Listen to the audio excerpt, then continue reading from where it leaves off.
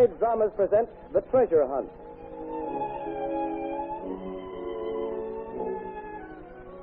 This week's front page drama, The Treasure Hunt, is a dramatization of one of a series of articles entitled On the Treasure Trail of the Wicked Old Pirate by Harold C. Wilkins, which begins in next Sunday's American Weekly, the magazine with the greatest circulation in the world, which comes to you each week with your Hearst Sunday newspaper.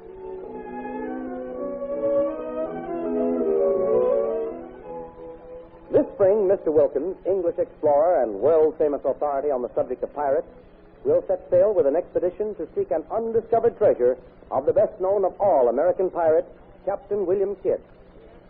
The discovery of the charts that will guide him to an unknown South Seas island were made by a Mr. Hubert Palmer, who, like Mr. Wilkins, makes a close study of pirate history and maintains a private museum of pirate material at his home in England. But here is Mr. Wilkins' story of the treasure hunt. The story begins in the month of May, 1701.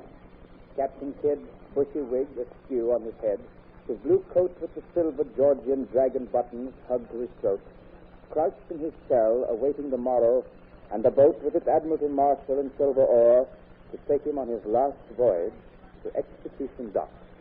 Captain Kidd squinted through the darkness as the mighty door creaked. A square-shouldered, brown-faced man ambled in with the rolling gait of a sailorman. He grinned sympathetically and touched his tarry forelock. I'm sorry to see you like this, Captain, but I just had to come and see you for you. Ralph Burson. I'm in no case to hear that fueling. Sit there.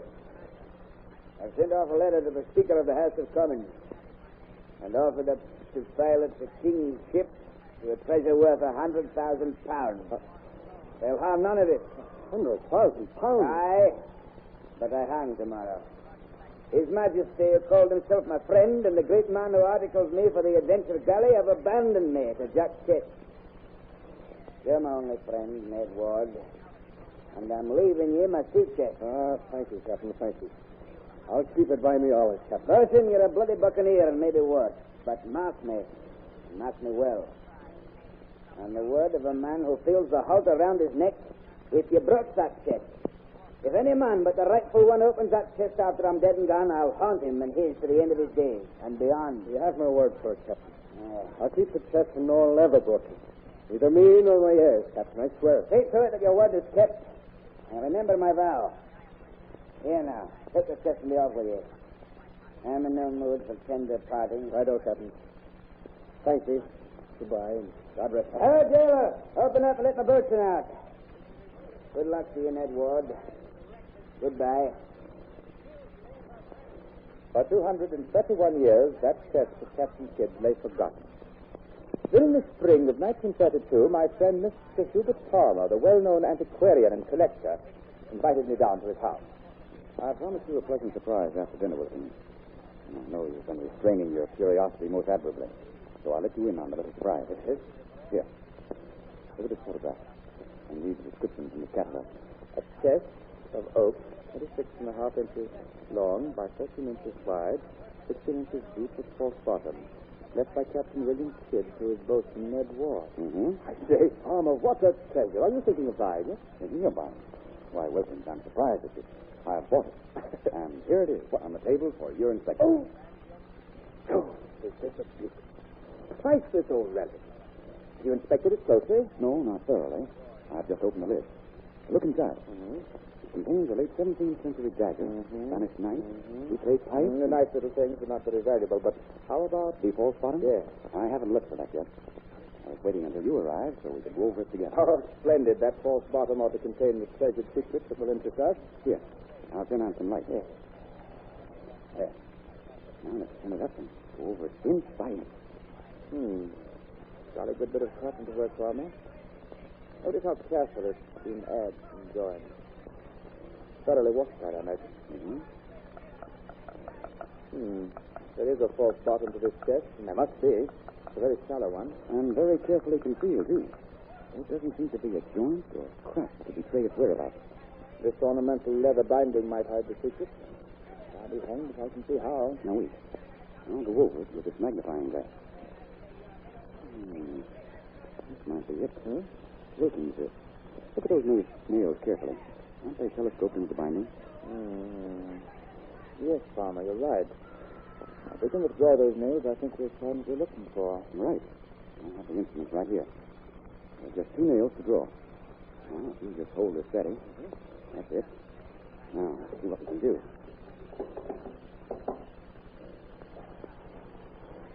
There, that's one. Now for the second one. Hold it steady, old man. There.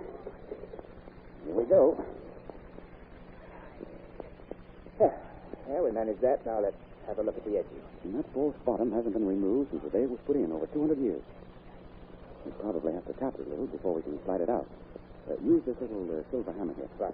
Be very, very careful.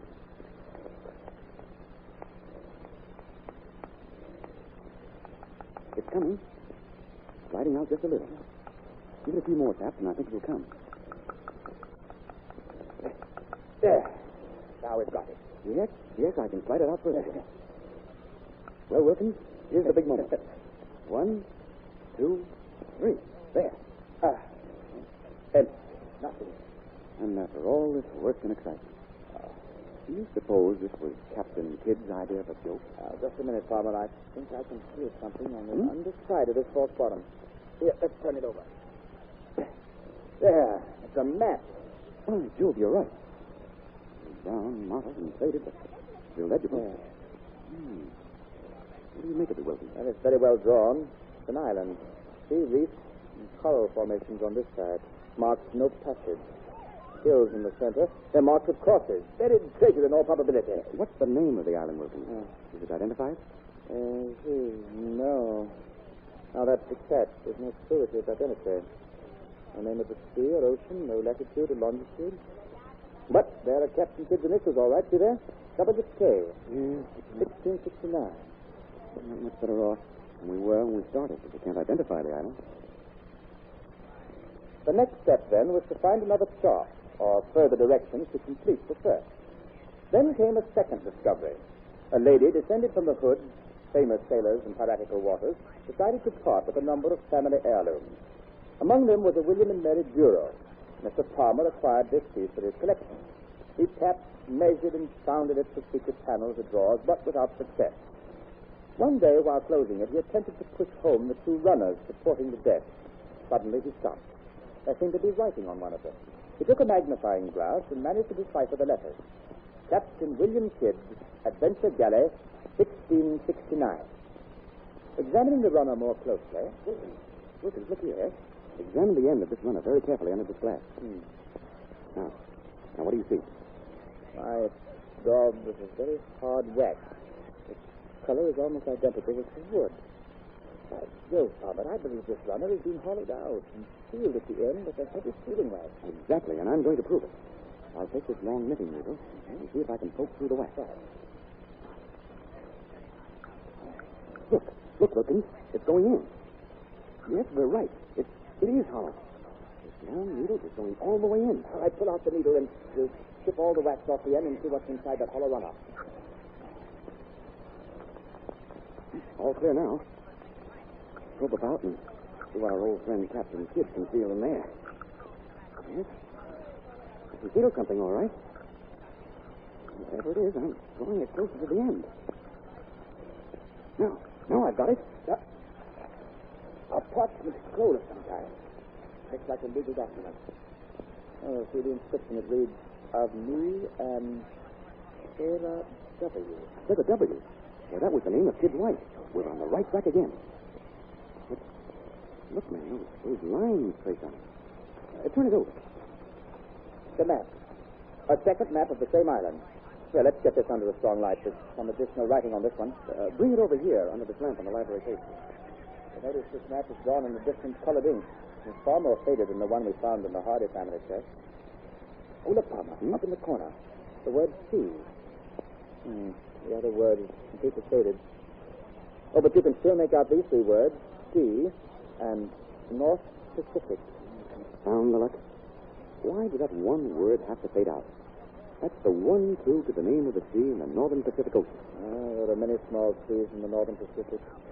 Even the Admiralty have but an imperfect knowledge of this huge space of desperate waters cut up by uninhabited atolls and bird-haunted archipelagos. We still haven't evidence to justify our search. They keep on trying. There must be more of Captain Kidd's effects being held by people somewhere. We've got to find them, or I'm sure they contain additional maps and information. In the autumn of 1932, an old sea captain, tired of the seaside resort where he lived, decided to sell all his goods, and with the proceeds moved to the ancient seaport of Bristol. Palmer went down and met the old man and purchased a chest from him. You're right, Wilkins. The mirror in the lid of the chest slides out. And look what was hidden behind it. Another copy of the chart. We're in luck again, old man. Right you are. Let's put the light and glasses to work on this at once. I suppose I start from this side and you work from that. It appears to supply a much more detailed position of the treasure on Mysterious Island. Mysterious is right. Still no trace of longitude or latitude. But this is practically a duplicate of the first chart. Well, there must be a fourth chart. God knows where it is. We still don't know the name of the island, latitude and longitude, so we must try to find the fourth chart. Then the fourth chart broke like the devil come to prayer. In February 1938, Palmer wrote me that another chest had turned up which bore a shield on its lid with the words Sarah and William Kidd, their chest.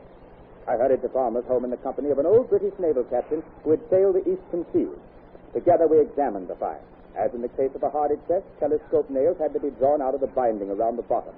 A false bottom was revealed with a musty piece of mottled vellum stuck to its underside. It was a drawing identical with those in the other chest, except it gave us all the directions we must follow to find the island. Carefully drawn markings definitely locating the treasure. But most important of all, the latitude and longitude of the strange island. But there was another problem. I've just been thinking, Wilkie. In the 17th century, when this chart was made, there was no such thing as chronometers. The determination of latitude was made by dead reckoning, or perhaps the primitive cross gas. Therefore, the position of the island is wildly inaccurate. Yes, you're probably right. I've studied more than 800 maps, many of them in 17th and 18th century manuscripts. No chart that I could find showed an island even remotely resembling the shape of Kidd's Mysterious Island. Well, it looks very much as though we're stymied again. No, gentlemen. No, I believe I know that island. Oh? Discovered by an early European navigator who gave it his name. I've seen that island. No. Tell you what. You find the money and I'll navigate you right up to that island. Coral reefs and all. We passed the place on a couple of trips, and I even logged it. So far as my memory goes, there's deep water all around as soon as you get inside the reef. Must be 40 years or more since I saw it, and still it's not on the chart. But I know it. It can take you there. Hastily we conferred, the retired naval captain, Mr. Palmer, and myself, with the result that within a few months, the bow of a swift motor-driven yacht will be furrowing the seas until we reach that island and recover the buried treasure of Captain Kidd.